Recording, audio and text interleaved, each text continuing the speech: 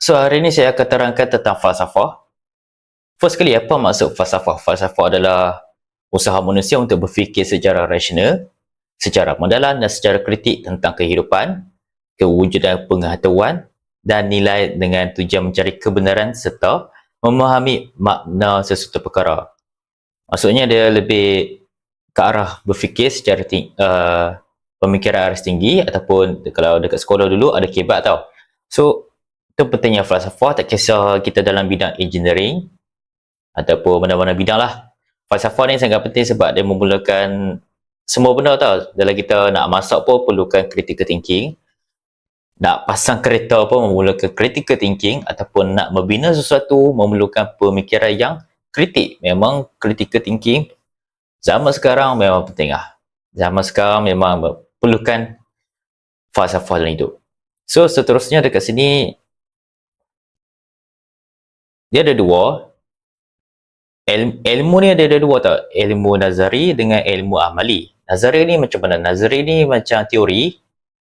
Amali ni dia amali lah, perbuatan. Dekat sini kalau anda tengok dekat sini, definisi dia dekat sini. Dia nazariah ni, dia fokus kepada teori lah. Macam ilmu, kefahaman, dia bersifat pemikiran.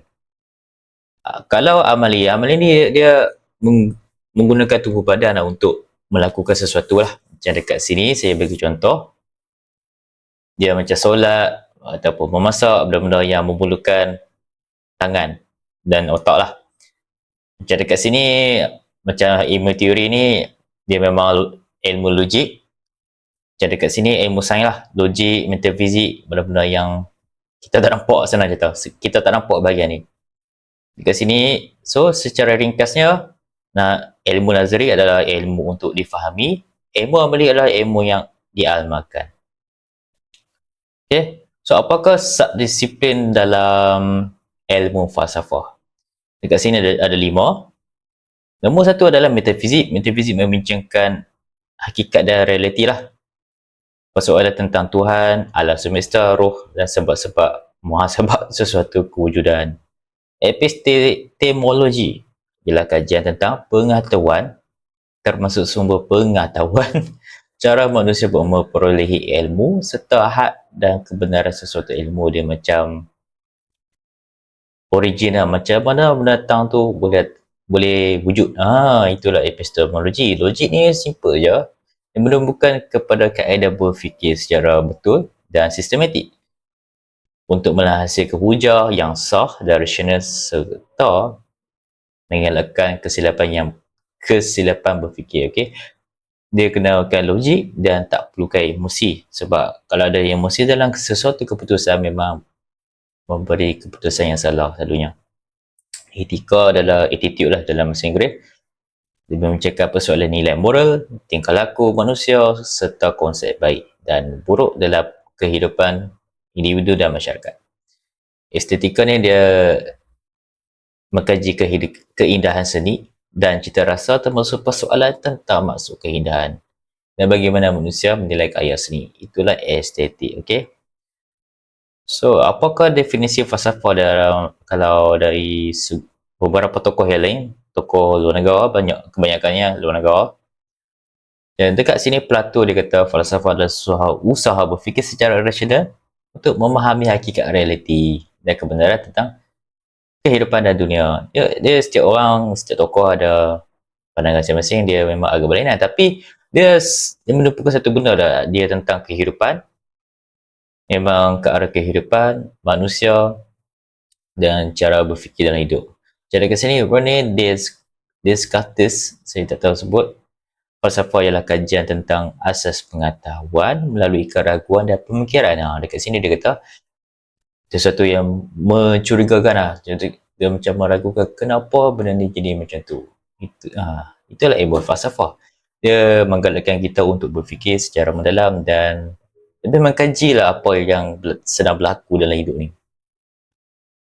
So dekat ni ada lagi tokoh yang lain, Immanuel Kant. Falsafah ialah kajian tentang had dan struktur pengetahuan manusia serta bagaimana kita memahami pengalaman. Ini dia tentang had lah.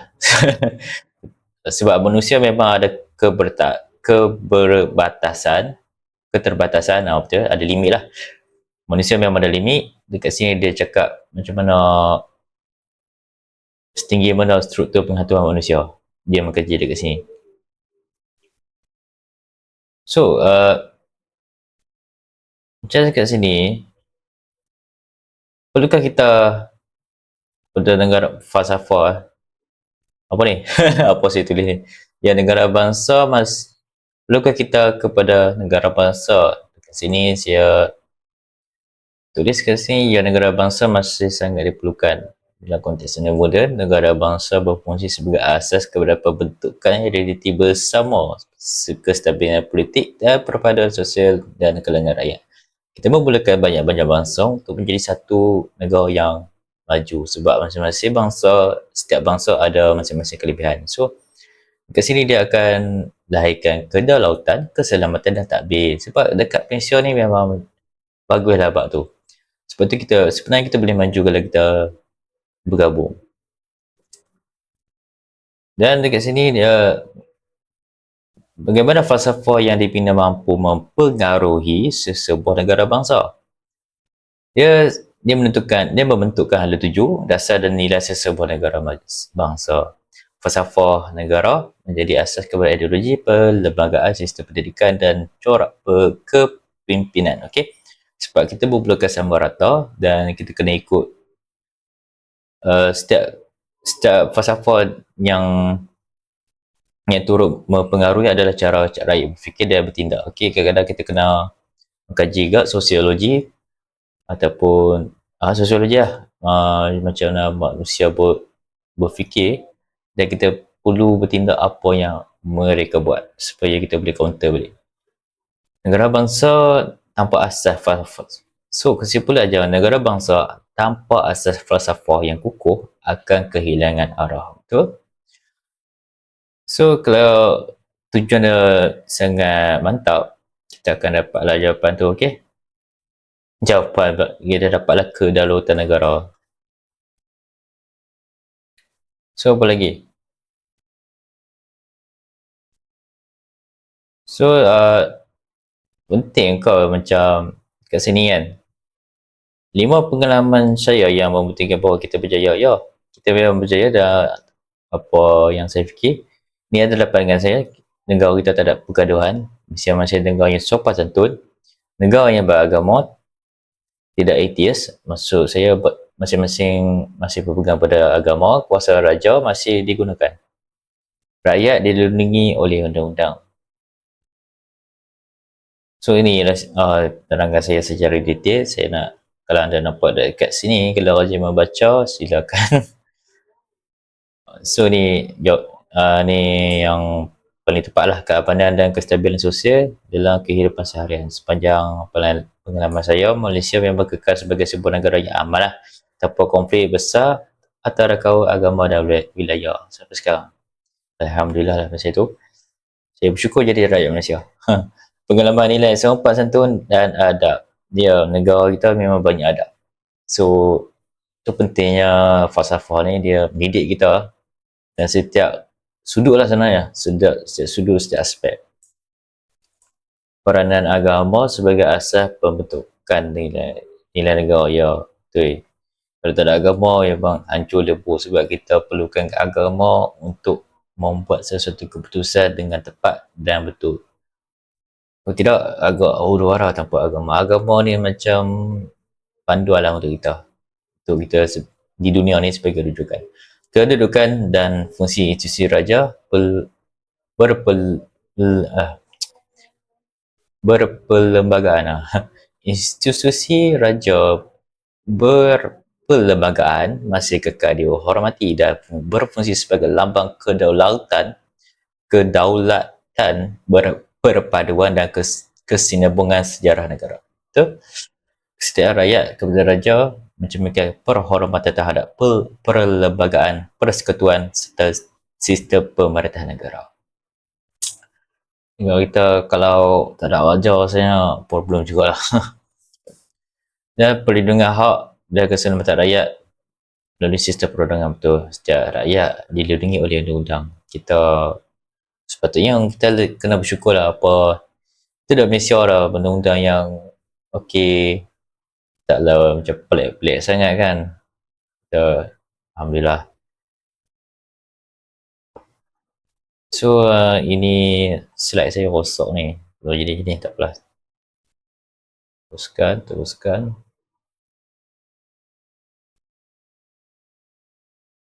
So FPK ni adalah falsafah pendidikan kan apa satu lagi apa ya dah. Saya lupa lah perkataan satu lagi. Kebangsaan. Falsafah pendidikan kebangsaan. Dia tujuan dia adalah merangkumi melahirkan insan yang seimbang dari segi intelek, rohani, emosi dan jasmani. Mereka yang berfokuskan kepada penjuru tu, 4 penjuru. FPK ni adalah tonggak utama lah sistem pendidikan negara kita dan pada pandangan saya ia sangat penting kerana menetapkan hala tuju yang jelas melahirkan rakyat Malaysia yang berilmu, berakhlak mulia dan bertanggungjawab. Dan juga berupaya mencapai kesejahteraan diri serta menyumbang kepada keharmonian masyarakat dan negara. Itulah pendapat saya, APK ni bukan sekadar dokumen tapi satu panduan rohani, intelek untuk membentuk warga negara yang holistik, seimbang dari segi jasmani, emosi, rohani dan intelek. Bayangkanlah kalau jika tidak mempunyai APK, jika tidak APK, Malaysia akan menghadapi situasi yang sangat genting, kehilangan arah, pendidikan akan menjadi tanpa hala tuju, pelbagai pihak akan mengajar mengikut agenda sendiri. Tiada standard yang jelas untuk membentuk warga negara ideal. Perpecahan masyarakat, kurikulum dan matlamat pendidikan yang berlainan akan memburukkan lagi jurang perkauman dan kepercayaan, menggagalkan usaha integrasi nasional. Itu pentingnya HPK kalau dia tak ada di Malaysia. Memang masalah. So, bagaimana APK mempunyai kekuatan dalam pembinaan negara yang harmoni? APK memperkasakan keharmonian menjadi beberapa mekanisme. Terlibat bersama unifying goal, menekankan membentukkan warga negara yang baik dan patriotik. Mencipta rasa kebersamaan di kalangan rakyat pelbagai kaum. Kurikulum bersepadu menekankan keberanian murni membentuk insan yang bertoleransi dan menghormati satu sama lain.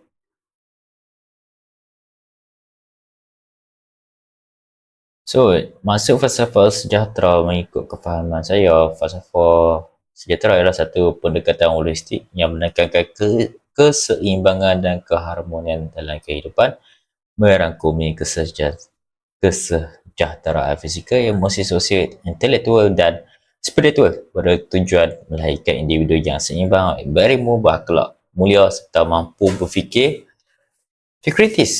berfikiran kritik untuk kemajuan diri dan negara. Kefahaman saya macam tu. Dia falsafah sejahtera ni dia ada banyak tau. Dekat sini dia ada 4 holistik menyeluruh yang merangkumi semualah rohani, intelek, emosi dan sosial. Balance ataupun keseimbangan matlamat adalah untuk mencapai keseimbangan antara sebuah aspek kehidupan supaya tiada satu aspek yang terabaikan. Pembinaan insan sebagai panduan untuk membina model insan yang berilmu, berakhlak mulia dan berpadu penting untuk pembangunan negara. Kefahaman mendalam menerusi falsafah ini, seseorang bukan sahaja belajar fakta tapi juga memahami isu semasa dan membina pemikiran kritis, menyelesaikan masalah secara menyeluruh. Dan yang terakhir, nombor 5 adalah keharmonian, memupuk kebahagiaan dan keharmonian dalam diri. Dalam hidup ni memang penting kan, falsafah ni memang mementingkan kesejahteraan dalam diri supaya kita boleh hidup lebih harmoni. Dia ada banyak lah dalam falsafah ni. Dia ada makrokosmos dan mikrokosmos. Dia ada yang kecil, ada yang besar lah. Contoh falsafah memang dia ada point dia lah. Point dia untuk dapatkan kesejahteraan dalam hidup. Sini kan. Sejahtera adalah pendidikan holistik yang berangkau kecemaran akademik serta-merta, seimbang dari segi intelek, emosi dan jasmani. Memang dia fokus yang ni je. Sebagai dia FPK juga sebagai asas falsafah sejahtera. Selari FPK memang selari dengan matlamat melahirkan insan yang berilmu. FPK definisi Jerry. FPK menggariskan pembangunan seimbang yang mana aspek intelek, kognitif, psikomotor, fizikal dan afektif, emosi rohani selari dengan dimensi sejahtera. Nilai dan etika FPK menekankan pembentukan akhlak dan nilai murni yang penting dalam membina kesejahteraan psikologi. Inilah mentor kita dia sejahtera.